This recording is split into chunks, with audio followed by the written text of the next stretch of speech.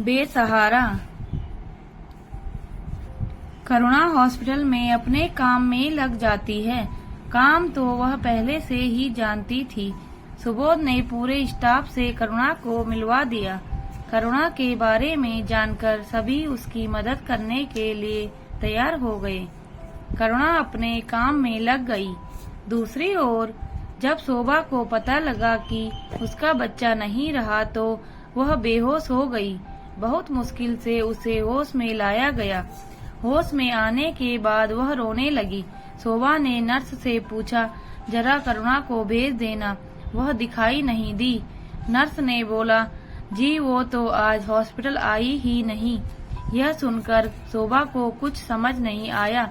इतनी बड़ी बात हो गई और करुणा का कुछ अता पता नहीं है। ऐसा कैसे हो सकता है? इस मुसीबत में मुझे अकेला छोड़कर वह कहाँ जा सकती है?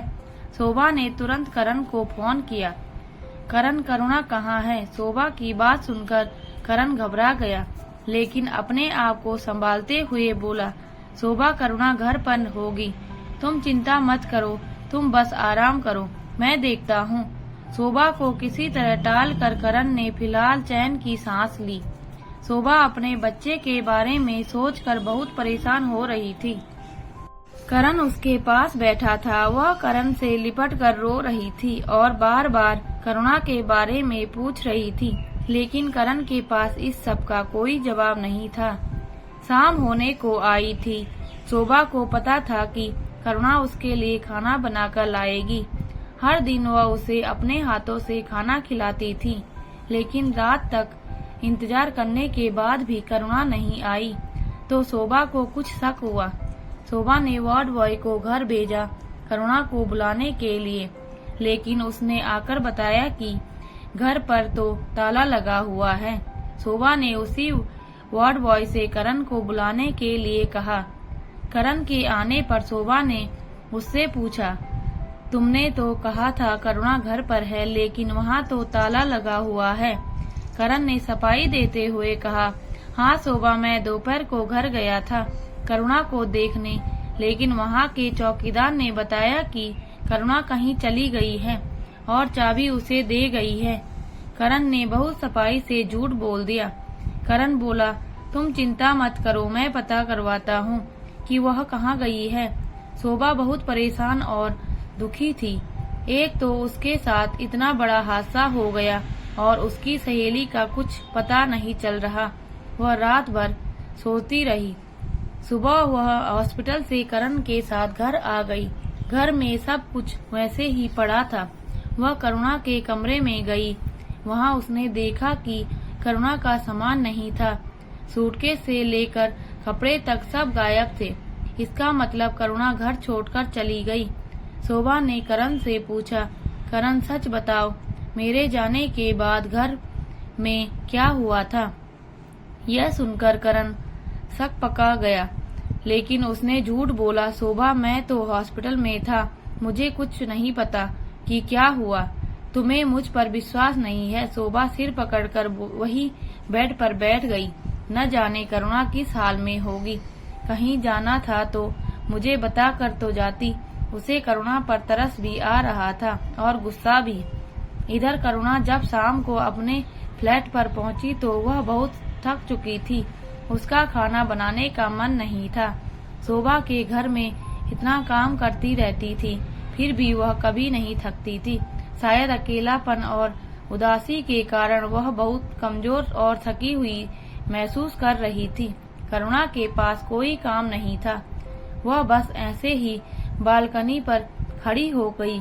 पुराने दिनों की यादों ने उसे फिर से सताना शुरू कर दिया। उसके माता पिता का चले जाना, उसके बाद शादी, उसके बाद शोभा के घर में रहना और आज यहाँ अकेले रहना। पता नहीं आगे क्या होगा। तभी फोन की घंटी बजी। करुणा ने देखा सुबोध का फोन था। करुणा ने फोन उठाया। करुणा, गेट खोलो, मैं बाहर खड़ा हूँ। लगता है तुमने घंटी नहीं सुनी। यह सुनकर करुणा ने गेट खोला और बोली, माफ करना, बालकनी में थी, घंटी का पता नहीं लगा। सुबोध अंदर आते हुए बोला, खाना तो तुमने बनाया नहीं होगा, मुझे पता था। इसलिए मैं खाना लाया हूँ, चलो मिलकर खाते हैं। वैसे तुम्हें मेरे आने से कोई परेशानी तो नहीं है? करुणा बोली, नहीं सुबोध, ऐसा कुछ नहीं है और तुम बेकार में परेशान हुए, मैं कुछ न कुछ बना लेती। सुबोध हंसते हुए बोला, तुम्हारा हाल भी मेरे जैसा है, मैं भी अकेले रहता हूँ तो कभी बाहर से थोड़ा बहुत कुछ खा लेता हूँ, कभी बहुत मन करता है तब खाना पकाता हूँ। मुझे पता था तुमने भी नहीं पकाया होगा क्योंकि अकेले मन ही नहीं करता। सुबोध ने खाना टेबल पर रखा, करुणा ने खाना परोस दिया और दोनों खाने लगे। खाना खाने के बाद सुबोध ने कहा, करुणा परसों तुम्हारी और मेरी दोनों की ड्यूटी नहीं है, एक काम करते हैं, दोनों मार्केट चलते हैं, जो कुछ भी जरूरी सामान हो खरीद लेंगे। कल तुम अपने जरूरत के सामान की लिस्ट बना लेना। करुणा ने हाँ में सिर हिलाया। कुछ देर बातें करने के बाद सुबोध अपने घर चला गया। करुणा को एहसास हुआ कि सुबोध कितना अच्छा इंसान है, मेरी वजह से इसकी नौकरी चली गई, फिर भी यह मेरी कितनी मदद कर रहा है। लेकिन अब किसी पर विश्वास करना उसके लिए असंभव हो चुका था। उसे हर आदमी में एक जानवर नजर आता था। इसी तरह समय बीतने लगा। सुबोध समय समय पर करुणा की मदद करता रहता था। करुणा भी अब अपनी पिछली जिंदगी भूलकर आगे बढ़ चुकी थी। वह सुबोध से बेझिझक किसी भी काम के लिए बोल देती थी और सुबोध उसके बताए हुए काम को बहुत अच्छे से करता था। करुणा धीरे धीरे यह भी भूल गई थी कि शोभा भी इसी शहर में रह रही है। दोस्तों, यदि आपको हमारी कहानी अच्छी लगी हो तो प्लीज लाइक, कमेंट, शेयर और सब्सक्राइब जरूर करें। धन्यवाद।